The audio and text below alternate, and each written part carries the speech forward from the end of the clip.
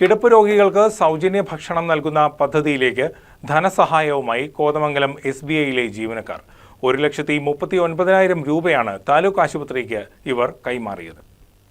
State bank of ഇന്ത്യയിലെ staff യൂണിയന്റെ സംസ്ഥാന സമ്മേളനം ഈ മാസം കൊല്ലത്ത് വെച്ച് നടക്കുകയാണ്.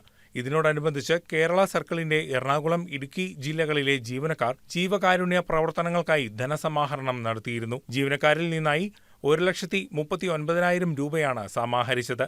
കോതമംഗലം താലൂക്ക് ആശുപത്രിയിൽ പ്രവർത്തിക്കുന്ന പെയിൻ ആൻഡ് പാലിയേറ്റീവ് കെയർ സൊസൈറ്റിയുടെ നേതൃത്വത്തിൽ നടത്തുന്ന പദ്ധതിയാണ് വിശപ്പ് രഹിത ആശുപത്രി പദ്ധതി. കിടപ്പ് രോഗികൾക്കും ഇവരുടെ കൂട്ടിരിപ്പുകാർക്കും സൗജന്യ ഭക്ഷണം നൽകുന്ന പദ്ധതിയാണ് ഇത്. പദ്ധതിയുടെ നടത്തിപ്പിലേക്കാണ് SBI ജീവനക്കാർ സമാഹരിച്ച തുക സംഭാവനയായി നൽകിയത്.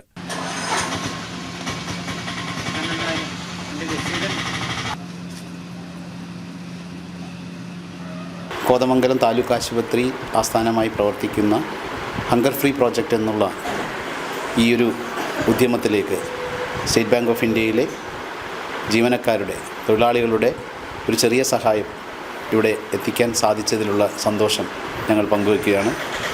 വളരെ ആകസ്മികമായിട്ടാണ് ഡോക്ടർ സാമിൻ്റെ ഒരു വീഡിയോ ഞങ്ങളുടെ ശ്രദ്ധയിൽപ്പെടുന്നത്. അപ്പോൾ കോതമംഗലത്ത് പ്രത്യേകിച്ച് മലയോര മേഖലയിലെയും ആദിവാസി മേഖലയിലെയും ഒട്ടനവധി ആളുകൾ ചികിത്സ തേടുന്ന ഈ ഒരു ആശുപത്രി ഇത്തരത്തിലൊരു സഹായം എത്തിക്കുവാൻ കഴിഞ്ഞതിലുള്ള സന്തോഷം പങ്കുവയ്ക്കുന്നു.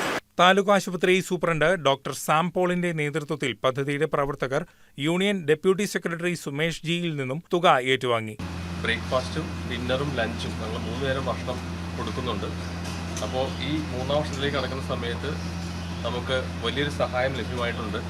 നമ്മൾ പോലും പ്രതീക്ഷിക്കാതെ കിട്ടിയൊരു സഹായമാണ്. സ്റ്റേറ്റ് ബാങ്ക് ഓഫ് ഇന്ത്യയിലെ കേരള സർക്കിളിലെ എറണാകുളം ജില്ലയിലെ ഇടുക്കി ജില്ലയിലെയും ജീവനക്കാർ ചേർന്ന് 1,40,000 രൂപ സമാഹരിച്ച് നമ്മുടെ ഈ പ്രോജക്റ്റിലേക്ക് നൽകിയിട്ടുണ്ട്.